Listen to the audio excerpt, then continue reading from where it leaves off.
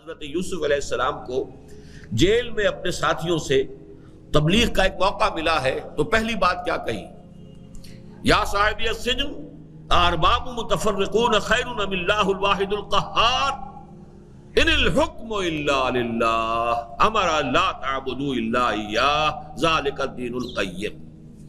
حکم کا، فیصلے کا، حکومت کا، حاکمیت کا حق کسی کے لیے نہیں ہے سوائے اللہ کے، اور اس نے حکم دیا ہے کہ اس کے سوا کسی اور کی بندگی نہ کی جائے۔ تو دعوت بندگی رب یہ ہے دعوت اللہ کا اصل جوہر، اور اس کے لیے لازم ہے کہ ان دو منزلوں سے انسان گزر چکا ہو، اس کی دعا بھی ہو مخلصا لہ الدین، اس کی عبادت بھی ہو مخلصا لہ الدین۔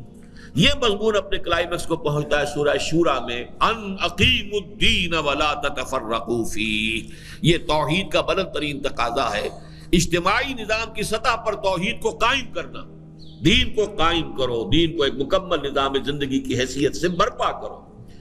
یہ ہے اللہ کا ہم پر حق۔ اب اس کے بعد دوسرا سب سے بڑا حق ہم پر کس کا ہے؟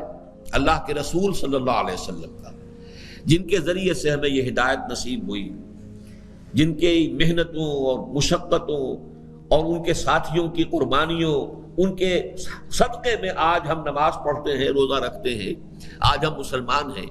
ان کا جو حق ہم پر ہے وہ یہ کہ جو آپ نے آخری خطبے میں بیان فرما دیا تھا کہ میں صرف تمہارے لیے نبی یا رسول بن کر نہیں آیا تھا، میں تو پوری دنیا کے لیے نبی بنا کے بھیجا گیا ہوں، پوری نوع انسانی کے لیے۔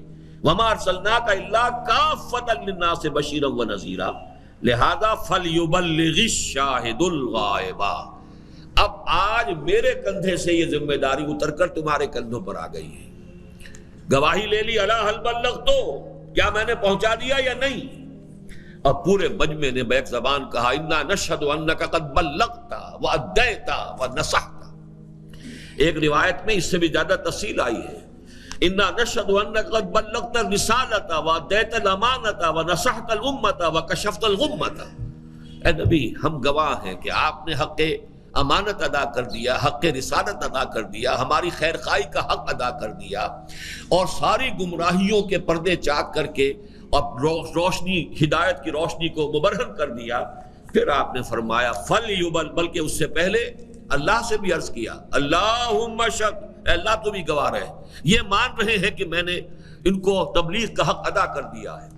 اس کے بعد فرمایا فَلْيُبَلِّغِ الشَّاهِدُ الْغَائِبَ، اب ذمہ داری ہے اس کی جو یہاں موجود ہے کہ پہنچائیں ان کو جو یہاں نہیں ہے۔ اس پہنچانے کی ذمہ داری کے کم سے کم دو تقاضے ہیں، اچھی طرح آج سمجھ لیجئے۔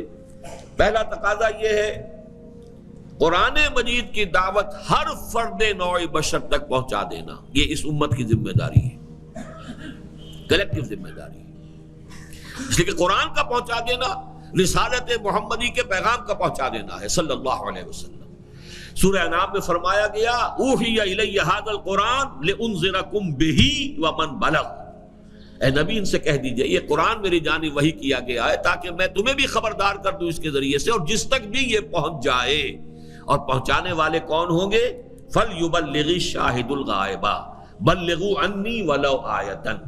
اور نمبر دو تقاضا یہ ہے کم سے کم کسی ایک ملک میں، دنیا میں، سائزیبل ملک میں، اللہ کے دین کا وہ نظام عملاً قائم کر کے دنیا کو دکھا دیا جائے کہ یہ ہے دین حق جو محمد لے کر آئے تھے صلی اللہ علیہ وسلم۔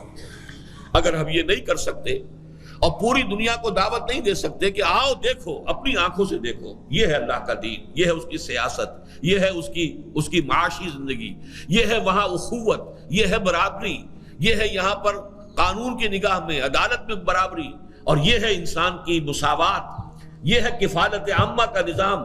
اگر یہ ہم نہیں دکھا سکتے تو حق ادا نہیں ہو سکتا محمد الرسول اللہ صلی اللہ علیہ وسلم کی رسالت کا۔ یہ دو تقاضے ہیں کہ جو ہمیں حق رسول کی ادائیگی کے لیے، یہ تمام تقاضے کہاں جا کر مرکوز ہو رہے ہیں؟ دین کو ایک نظام زندگی کی حیثیت سے قائم کرنا۔